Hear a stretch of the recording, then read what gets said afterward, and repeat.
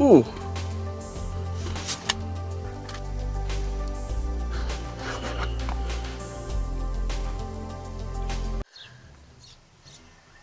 Hello, YouTubers.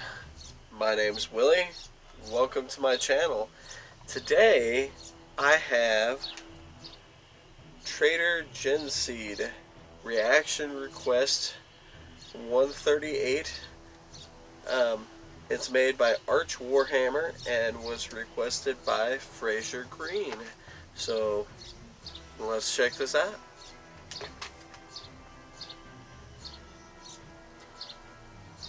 Three, two, one, play.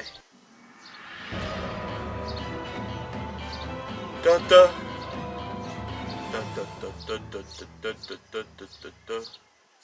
Greetings. Salutations, friends, and welcome back to more Warhammer 40k lore, or, well, today a mix of 40k and 30k.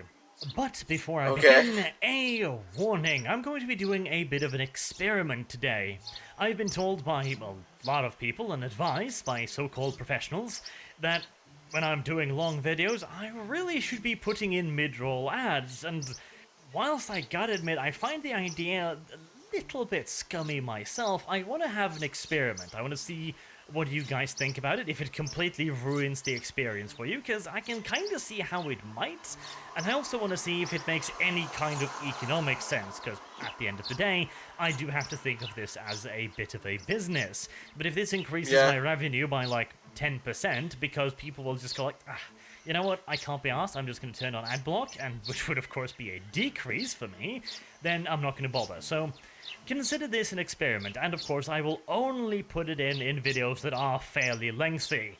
I'm not about to put mid-roll ads in a 20-minute lore video. Oh no, we're talking 40 minutes upwards here. So please do tell me what you think about this idea in the comments below, because I am genuinely interested in hearing your frank opinion on this. So let's get started with the lore, shall we?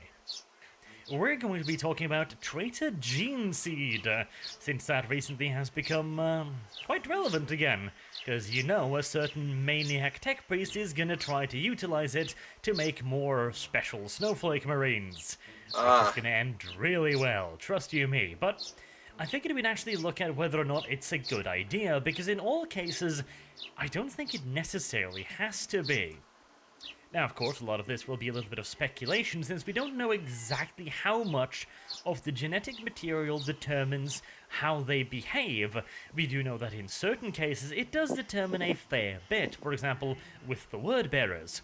But that doesn't necessarily have to be a bad thing either. So, let's start with the 3rd Legion, Fulgrim and the Emperor's Children. Now, at first glance, this would seem like a particularly poor candidate for reinstatement, considering their everlasting and deep, passionate love for severely spiked sex toys and other disgusting acts that could only be dreamed up by true deviants. Or the Japanese, one out of two. But the idea of recreating the Emperor's Children is not quite as insane as you might at first think. Yes, the Emperor's Children went down a, somewhat debaucherous path, but they actually used to be a very, very stand-up, loyalist, and very different chapter. In fact, back in the day, before the rediscovery of Fulgrim and extra-large dragon-sized dildos, the Emperor's Children were actually known as the Emperor's Diplomats, and this was in part due to their name, the Emperor's Children. That is not a metaphor, that was actually what they used to be. Basically, every single noble family on Terra that wished to ingratiate themselves to the new ruler, that being the Emperor, would send him their children. Therefore, the Legion became known as the Emperor's Children. These sons of the aristocracy would create a very, very noble legion. Not noble as in aristocratic, but noble as in spirit. Think of it like this. These children were taken at very young ages, when they thought themselves to be invincible. You know, that age when you think you can never be incorrect about anything.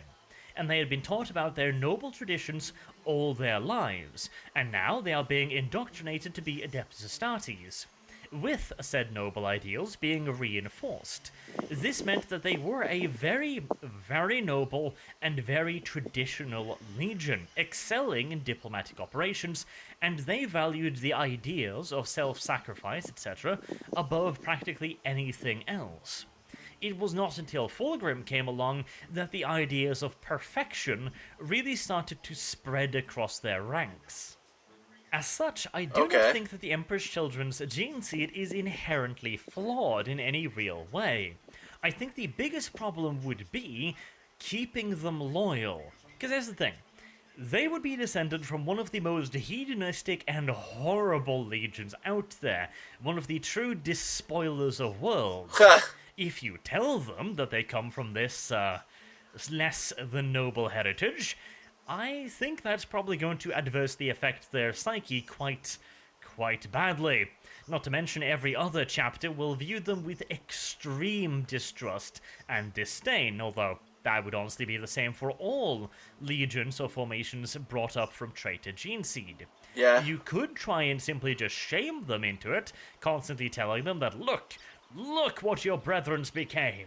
Quake in fear at their disgustingly large strap-ons, and make damn sure that you never head down that same horrid path. Perhaps. But still, I would rate the Emperor's Children as a medium danger legion.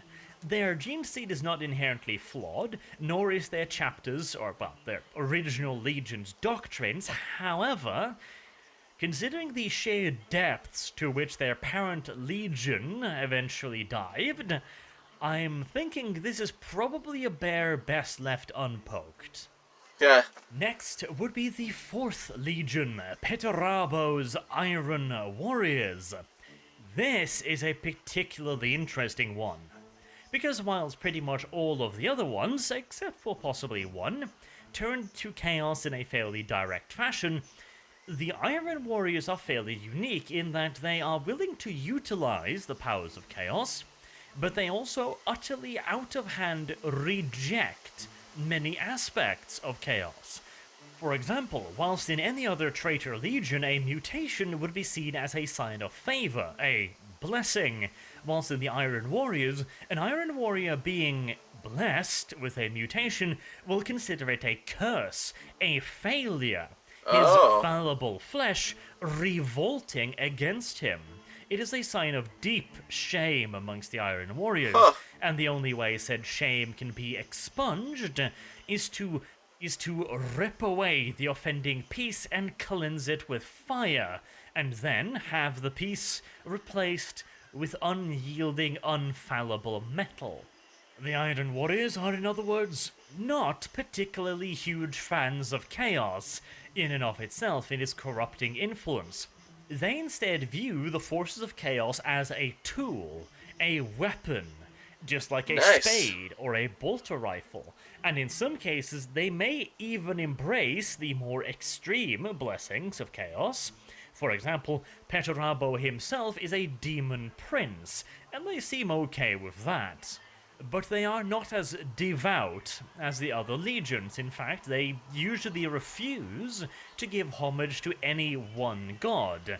They see the very act of even giving praise to Chaos Undivided as somewhat distasteful, but a necessary part of utilizing the powers of chaos as a weapon and or a tool. To specify a bit more, they will utilize demonic creatures, for example, as shock troops. They will utilize the warping powers of the warp in their forge arts. In fact, on their demonic homeworld, they utilize the energies of the warp directly to create vast numbers of engines of war, to resurrect Titan legions, to build their ships. They use chaos for everything it is worth, while refusing to subjugate themselves to it.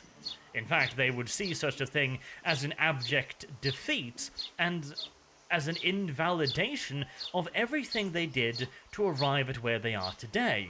That is the really interesting part. The Iron Warriors did not turn against the Emperor, because they found a better master in chaos, they turned against the Emperor to, in their opinion, free themselves from somebody who had become a tyrannical influence upon them. They had convinced themselves that the Emperor was just using them as cannon fodder, and therefore, he was not worthy of their service. In fact, Petrarabo himself hates the usage of the word loyalist to describe his enemies, as he is utterly convinced that he was the most loyal of all of the Emperor's servants. It was the Emperor who betrayed him, not the other way around. This means that the Iron Warriors are not inherently corrupt, and there is also no inherent failure within their gene seed as far as we can tell. They did not turn because of an ideological reason, they turned because they thought they were not being appreciated. So they're not at particular danger for corruption from the gene seed side, and they're not at particular danger from corruption from an ideological side, since what made them fall in the end was a sense of not being valued, and this was particularly strong in Petrarabo, who was utterly convinced that the Emperor knew of his geniussy, and in fact that all of the Primarchs knew what a special little boy Petrarabo was, but they were just jealous and refused to admit it. I'm oversimplifying here, I'll dive more into the psyche of Petrarabo when I do the proper video on him, but he was the driving force between his legion turning. As such, a chapter of loyalists are formed on Iron Warrior's gene seed would probably work out relatively well, assuming there is no minute flaw that has been overlooked, and assuming everybody keeps petting their heads and making sure that they know that they are good little boys and not at all heretical or cannon fodder. In fact, I would say that out of all the traitor legions, this is probably the one that would be safest to reinstate. And then there's the 8th Legion, the Night Lords, under the command of Conrad Curse. Do I even need to go into why resurrecting the literal Terror Legion might potentially be a really bad idea? Well, I guess I kind of have to. It is the point of this video after all. So, the 8th Legion was formed specifically to be a weapon of fear and terror. The idea was that the mere mention that this force might be sent into a sector would be enough to get the rebellious little bastards present in said sector to stop acting like children and just accept being under Imperial rule like good little bitches. And whilst in and of itself that's not a bad idea, fear and terror can be very effective weapons. We've seen that plenty of times in our own history. And you could even fairly easily say that if you act extremely horrible to a group of people, and if that prevents them from acting out in the future, that will be a net gain. It's basically the idea of, if a war is so horrible, so devastating, so utterly unfathomably terrible, that it makes the society that experienced it completely and utterly averse to any future warfare, then you're not going to have to invade them again, and as such, the total amount of suffering the people will have to go through will have been decreased. Now, obviously this is technically correct, but we humans have a remarkably short memory when it comes to these things, incredibly so. Remember the First World War, the war to end all wars? Yeah. How did that work out? Not particularly well, did it? Nah. Now, of course, this is a bit different from what the Night Lords did. They were a terror legion in the most literal sense, where they would torture people and broadcast that shit on local television, forcing people to watch. Yeah, I'm thinking that will probably have a fairly considerable impact on the civilian population's psyche, and they might decide, you know what? Let's not risk those guys coming back for a while, at least for a few generations, but again, I do believe that this will eventually fester into a feeling of resentment. That's the problem. Eventually, people will forget, and at that point, the horrible actions of the Night Lords are no longer scary, because you are too far divided from the action itself, and then it just becomes a horrible action by a vile, repressive empire, and so on. I suspect no matter how you slice it, terror weapons will always be effective in the short term, but very, very rarely in the long term. And it needs to be brought up that the Legion was created specifically for this purpose. They were recruited from people who looked horrible, acted horrible, and asked to do horrible things to others. And considering how fond the Emperor was of tailor-making the gene seed to enforce the roles that the Legion was designed to fulfill, well, I'm thinking this particular batch of gene seed should probably be buried in some deep, dark place where nobody can ever find it again, as I cannot imagine anything good coming from reinstating this Legion. And that comes from someone who genuinely likes the Night Lords. I love their aesthetics. I adore Conrad Curse. He's the fucking best of all the Primarchs because he has such an interesting backstory. He's a haunted soul who commits the worst deeds possible, not in the name of committing them, but in the name of preventing even worse deeds from being committed. And yet, at the same time, he is constantly tortured by those actions and constantly wondering, am I doing the right thing? Am I doing the wrong thing? How do I know? How do I judge if I've done the wrong thing? Must I judge myself? But if I judge myself, that means I'm a hypocrite, because if I am guilty of these acts, and I did not do them in the name of the greater good, then they become the horrible acts that they were, and I can't live with myself.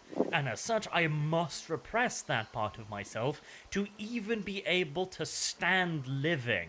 Curse ends up in this incredible position where killing himself is admitting defeat, admitting complicity in all of the horrible things he did, and at the same time, he can't stand being alive. Oh god, I love Curse, he is the fucking best, but let's not do anything with his gene seed, because, let's be honest here, he was one nutty cookie. Danger level, maximum. Quite obviously. Maximum. Next up is the 12th Legion, the World Eaters, under Angron. And yeah, these guys are about as bad an idea as the Night Lords, although not quite as bad. Before they became the World Eaters, they were the Warhounds. And while they were certainly a, unsophisticated tool, they were rather brutish even back then, preferring good old-fashioned head-on charges and extensive melee combat, they weren't anything particularly out of the ordinary. Rather than being bloodthirsty berserkers, they were shock troops. They were specialists in close and dirty combat, rather than simply mud-wrestling barbarians with chainswords. They were a tactical force, with overreaching objectives and a strategy. They simply were of the opinion that they were more effective in the brutal melee of close combat, and considering how Astartes are built, that is hardly an insane supposition to make. And at the end of the day, that was a tactical and strategic decision, rather than one of, what should I call it?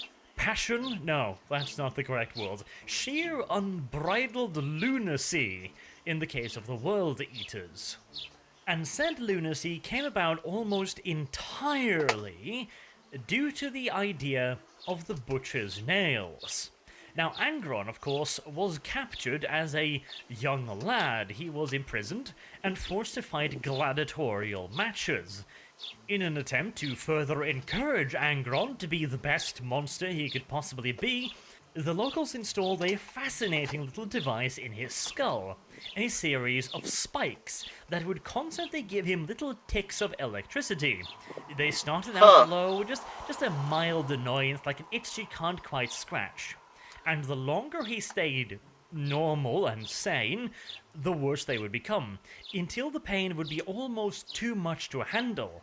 And the only way to make them stop was to become very, very angry. And considering you are in constant, low-key ticking pain, well, rage is another natural consequence of such a state of being.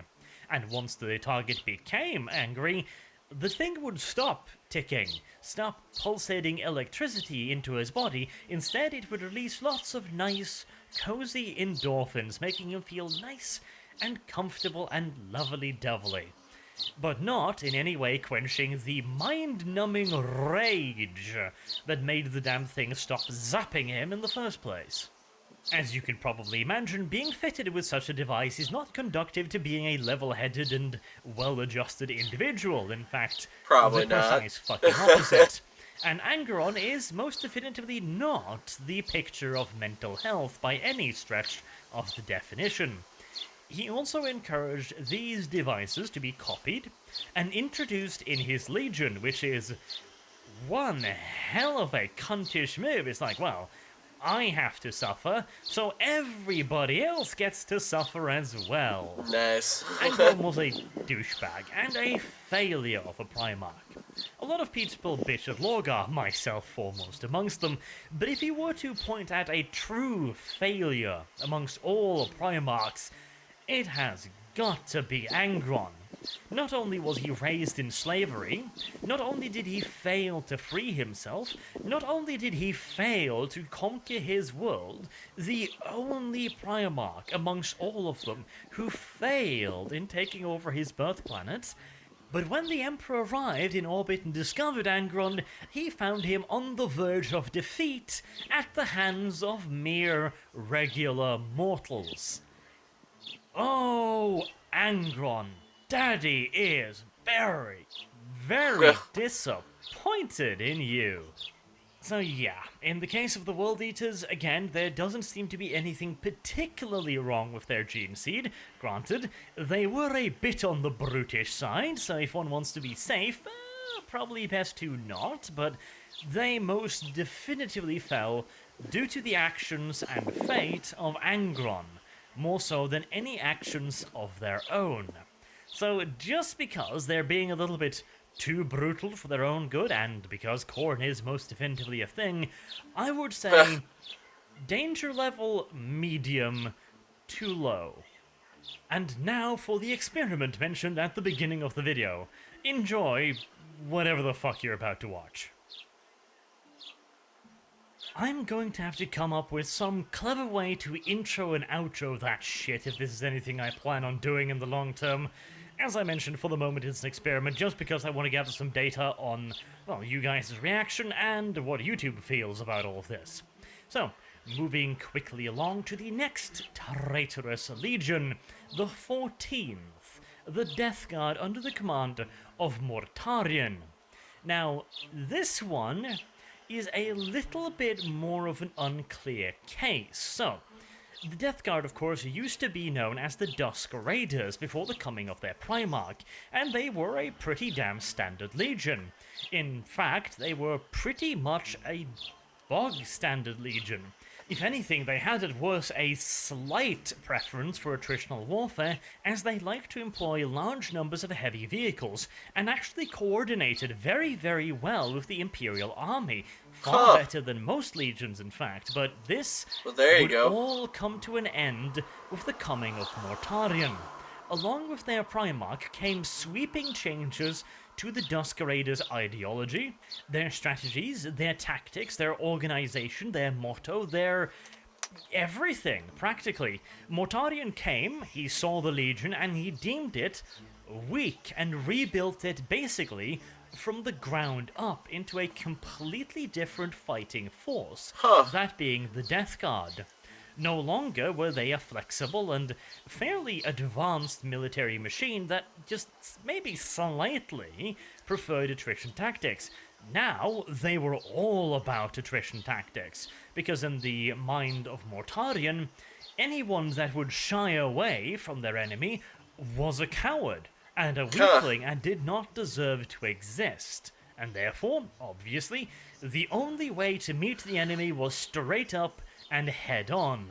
The Legion still did utilize a lot of heavy armor and heavy weaponry, but they were no longer utilized with any real finesse, flanking maneuvers or rapid blitzkrieg maneuvers, which was actually something the Dusk Raiders were very, very fond of. In fact, a lot of their tactics were based on their very name, the Dusk Raiders, as they were recruited from the old tribes of Albion, and their favoured tactics were to launch large-scale massive assaults at dusk. Oh. This was, of course, the time when everything started to get dark, and the Dusk Raiders were confident in their own abilities to fight at night, not to mention the psychological effect of a bunch of really, really fucking scary people always arriving at dusk. But it was not only the coming of Mortarion, it was also the coming of the barbarous people themselves. Oh. In the case of the World Eaters, the Night Lords, the Iron Wars, and the Emperor's Children, the recruits from their new worlds were relatively well integrated into the legion that existed already of Terrans. This was the case for most legions, with a few exceptions, like for example the Dark Angels, which had a lot of internal conflict amongst the Old Guard and the new Calibanite warriors. In the case of the Death Guard, this was the same except even worse. The Terrans viewed the Barbarosses as crude savages coming from a backwater death world. And the complete change to the Dusk Raiders in terms of their tradition, their legacy, their tactics, and practically everything did not exactly make for a smooth transition either. And as far as the men of Barbarous were concerned, they viewed the Terrans as arrogant, as demeaning, as if they were lording their very nature over them. Ha! I'm from Terra. I fought in the Crusade long before you dragged your ass from that barbarous swamp pit you call a home. The Legion was very, very polarized, to the point of many members within the Legion having open hostilities against each other, even at the highest level of command. Wow. And this was also reflected in the amount of Astartes that were purged when the Legion turned traitor. A considerable portion of the Legion, already one of the largest legions in existence, were purged on Istvan. And to make matters even worse, even amongst the elements that Mortarion had hand-picked and decided would be loyal to him, even more of them, once deployed against their loyalist brethren on the planet after the bombardment, turned upon the Death Guard loyal to Mortarion. This might actually be a good thing, though, for the idea of reinstating the Legion, as it was very clear that many of them resisted the ideas of Mortarion vehemently, and it was the doctrines and ideas of Mortarion that eventually turned them traitor.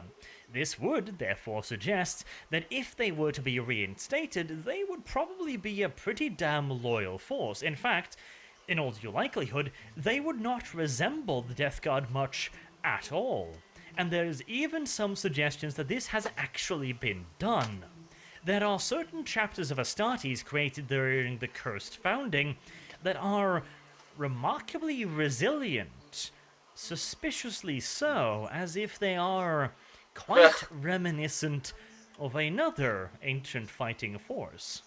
This does, however, hint at a pretty severe modification of the gene seed. Seeing as they are so much more tougher than normal Astartes, that means that the Emperor did do some fiddling, so I'd probably say that based upon their apparent loyalty and apparent resistance to Mortarion, I'd say threat level low, but due to the fact that their gene seed is not quite, standard, I'll probably say low to medium. And now for something really juicy. Okay. The 15th Legion, the Thousand Sons, under Magnus the Red, Cyclopean Magnus, Magnus the Sorcerer, the Warlock. This is an interesting one, because in this case, the gene seed is fundamentally corrupted. In fact, the Thousand Sons were almost destroyed before they could even meet their Primarch due to a fundamental flaw within their gene seed that made them extremely susceptible to random, large-scale, devastating mutation. In one moment, the Thousand Son would be a regular superhuman Astartes Mega Man, and in the next moment, he'd be a raving lunatic transmorphous mass of arms, tentacles, and mouths mewling happily at the sky. Wow. Rather creepy, and mildly problematic to boot. At the point when they rediscovered Magnus, the Legion was almost dead. It was nearing the absolute end of its rope. But to save them, Magnus tried many things, none of which worked, until eventually he made a literal deal with the devil, a warp entity, and possibly even one of the Chaos Gods themselves, in all due likelihood, the ones with feathers. In return for an unknown thing, they stopped the degradation and degeneration of his legion. Wow. And considering that was something a warp entity could do in the first place, that certainly does suggest that they were somehow warped or corrupted right from the very get-go. Alternatively, the Emperor might simply have made a mistake. Instead of 2 vials of green stuff, he might have added in 3 vials of green stuff and 1 of red, and that fucked up the chemical balance in their Astartes' bodies, resulting in them turning into hideous mutated monstrosities at random intervals. Entirely possible. Although I'd probably bank on the Chaos mutation a little bit more, since, of course, Big E does not make mistakes. Another thing that hints at the fact that they're probably a wee bit corrupted is the fact that every single goddamn last itsy bitsy one of them is a Psyker, which is rather unusual, to put it exceedingly fucking bluntly.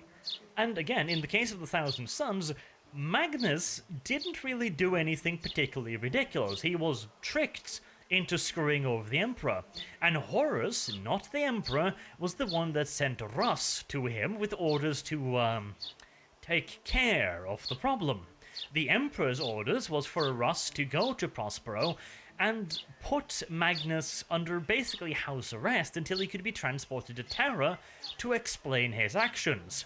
Horus, however, sent another message to Russ stating that Magnus would be chastised in a far more severe manner.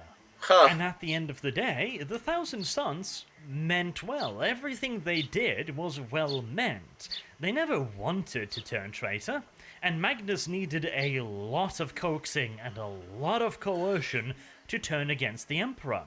Yeah. But that rather massive problem with their gene seed makes me rate them at danger level, just don't fucking do it. Honestly, worse than the Night Lords, because at the very least in the name of the Night Lords, there is a possibility, a chance, however small, that they might not go crazy this time.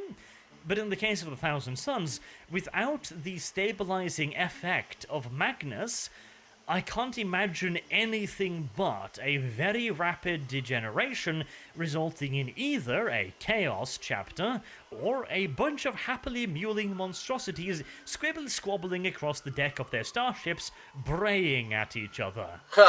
So who's next on the list? Oh yes, the 16th Legion. Ah yes, this one would be a good idea to resurrect, wouldn't it? The Lunar Wolves, the Sons of Horus, the Black Legion, commanded by Horus Lupercal. Or, well, you know, I'm being flippant, but perhaps it wouldn't be the worst idea. Again, unlike the Thousand Sons, they weren't exactly ridden with mutations, nor were they interesting like the Night Lords. By all accounts, they were a pretty normal legion until Horus got himself stabbed with a magical sword, which sent him into a bullshit dimension where the various gods of the warp lied to him. Or, well, that's the best part. They didn't actually lie to him. They just told him a truth with modifications, so shall we say. Rather good modifications, too. I'll talk about that in the Horus Heresy book series eventually, but for now, he did eventually get tricked into it. He did, however, get corrupted rather quickly. In fact, the Sons of Horus and Horus himself got corrupted at a speed very much so comparable to that of the Word-Bearers. They were introduced to the idea of chaos as the gods and the warp far later than the Word-Bearers, but within a relatively few years, they were utilizing chaos as a weapon and an ally at almost the same level as the Word-Bearers. Not to mention, many of the premier characters within the Sons of Horus got corrupted very, very quickly indeed. Abaddon essentially turned into an entirely different person in the matter of mere Huh. months. And so did a very large portion of the Legion. Additionally, a considerable number of the Legion were members of the Warrior Lodge, which means they were already kinda corrupted. This means that I think there was probably something just a little bit wrong with their gene seed. They seem to have fallen a little bit too quickly, a little bit too easily, and a little bit too willingly for me to think that they are entirely innocent in all of this. And they didn't have an excuse. In the case of the Death Guard, they have an excuse in the fact that their legion was extremely divided and polarized. In that kind of an environment, radical elements can grow quite easily. The World Eaters had an excuse because they were shit lunatics. The Night Lords had an excuse because they were literally a legion of torturers. The Emperor's Children had an excuse because they were corrupted by an alien civilization without knowing it, and the Iron Warriors didn't really turn to chaos so much as they simply turned away from the Emperor. And the Thousand Sons, well, as I previously mentioned, if you listened very carefully, you can hear the braying of chaos spawn in the background. So yeah, I do believe that there was probably something fundamentally wrong with the Lunar Wolves, the Sons of Horus, the Black Legion's gene seed. Something that screwed them over quite badly and quite early. It might be subtle, and it might never be a problem again, but considering the last time it happened, I'm thinking we should probably keep Daddy Horus's sperm on ice for perpetuity. Danger level heresy. Now we get to the 17th Legion. The Wordbearers. And the Lorgar. Need I say more? I mean, really, the Wordbearers. And Lorgar. Hashtag blame Lorgar. The son of a bitch who started all of this shit. The ass monkey without which the Empire would be the glorious, loving civilization it was always meant to be. Lorgar. Fuck him in particular. Not to mention, Lorgar's bad at doing things as well. Lorgar wrote the Lectitio Divinatus. Lorgar literally wrote the book that would eventually unify the entire Imperium in the belief in the God Emperor. Lorgar is the biggest failure in 40k. And considering Fail-Badon the Harmless, that is one hell of a title to hold. But of course, we're not going to condemn his entire legion just because of that. We are, however, going to condemn them for another thing. So, as previously mentioned, the Emperor was quite fond of working in little nitbits, little tids and tads here and there, to reinforce the role he imagined the Legion would fulfill. In the case of the Wordbearers, they were genetically designed to be extremely loyal. The problem was that their loyalty was misplaced in their Primarch rather than in their Emperor. He originally intended, I believe, to make the Wordbearers into his chosen Praetorians, the role that the Imperial Fists were eventually to carry out. He wanted them to be his honor guard, and there are some heretical voices that even suggest that maybe, just maybe, he wanted to first unify the Imperium and then utilize the Wordbearers as his preachers. I don't put any stock in it myself, because the Emperor seems to be clearly against the idea of being called a god, but hey, it's possible. But this is the real problem. This loyalty seems to be worked into them on a genetic level, on a fundamental level. It's literally a part of their very essence, their being. As kind of hard to get away from making any more of their type utilizing their gene seed is almost guaranteed to fail, as they would be naturally drawn towards other Wordbearers and the teachings of Lorgar. I imagine what's going to happen is they're going to stay loyal for maybe a few decades, maybe a century if you're lucky, and then they're going to discover where they're really from. You can't keep a secret like that, you know? An adopted child will always figure out that it's been adopted. Yeah. And once they do, they are quite naturally going to go looking for Daddy. And they're going to come across some of Daddy's writings. And then shit will hit the fan at considerable velocity. Whilst in the case of the other legions, I think there is at the very least a chance that they might stay loyalists, even in the case of the Ninth Lords, and even in the case of the Thousand Sons, although, again, in the case of the latter... But at least there is the shadow of a possibility. In the case of the Word-Bearers, yeah, no, just flat out no. It's never gonna happen. They're gonna turn to chaos 100% of the time. Danger level, inescapable heresy. And the final legion, the last legion in every sense, the red-headed stepchild of the traitors, the 20th legion, the Alpha Legion under Alfarius Omegon. Now, personally, I am entirely convinced that the Alpha Legion are loyalists. They fought on the side of Horus during the Great Heresy because they thought that was the best course of action for humanity, and, well, the Empire in a sense.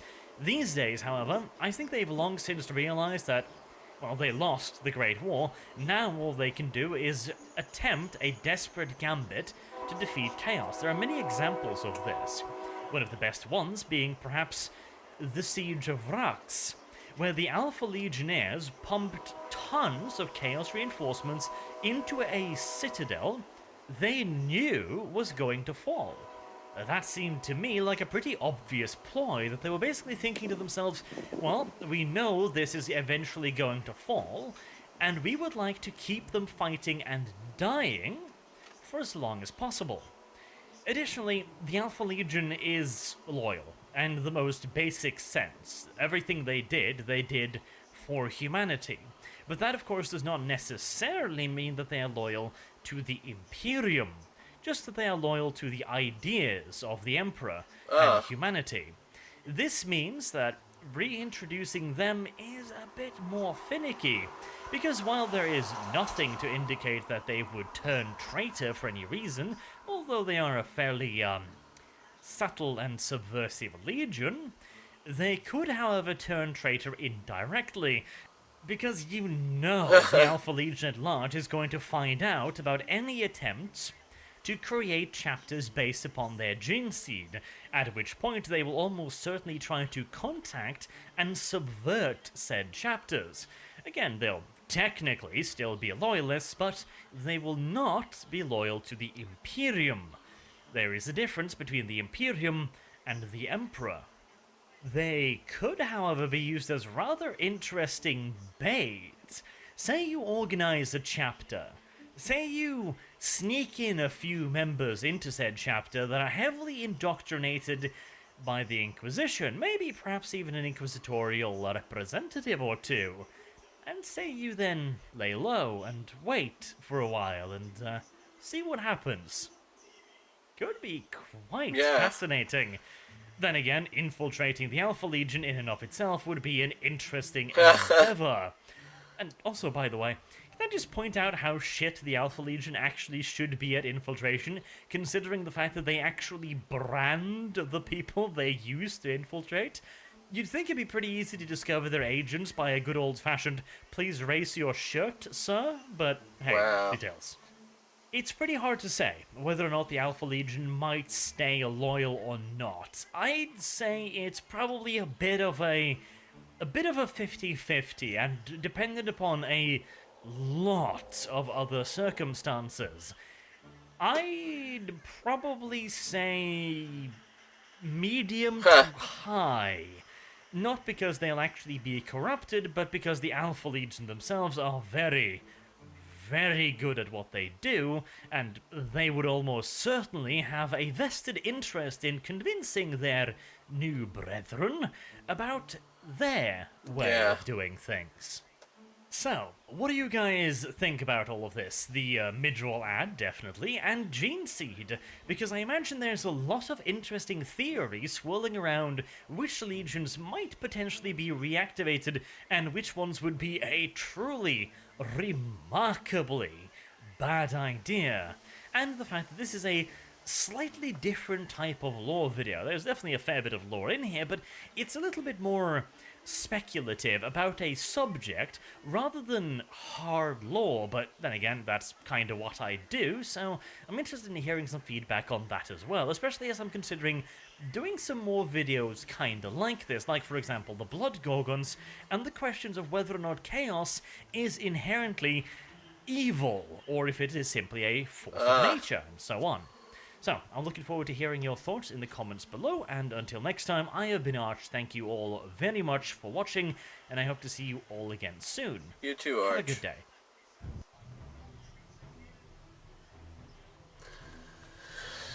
Well, that was Traitor Gene Seed by Arch Warhammer. There's a link in the description to help you find this. This was requested by Fraser Green, but there was others who had requested it, and I just didn't write it down at the time. So people wanted me to watch it. We learned some crazy information about the Emperor's Children, the Iron Warriors, the Night Lords, the World Eaters, the Death Guard, the Thousand Suns, the Lunar Wolves, the Word Bearers, and the Alpha Legion. Now, I have heard of the Alpha Legion, the Word Bearers, the Lunar Wolves I had heard about, but didn't really know too much about them. The Thousand Suns, the World Eaters, the Night Lords. I had heard of the Iron Warriors, but did not know much about them, and I had heard of the Emperor's Children. So it was pretty neat to see their armor styles and combinations. And yeah, overall it was pretty fascinating. What I learned from this, besides some more of the lore of the individual groups, I learned Arch's particular beliefs on whether or not it'd be a good idea to reinstate these groups. And some of them sounded pretty positive. So that's pretty neat stuff. I think I'm going to leave it there. Willie, out. If you like the video, stay tuned for more content. And as always, feel free to comment. Have a good one.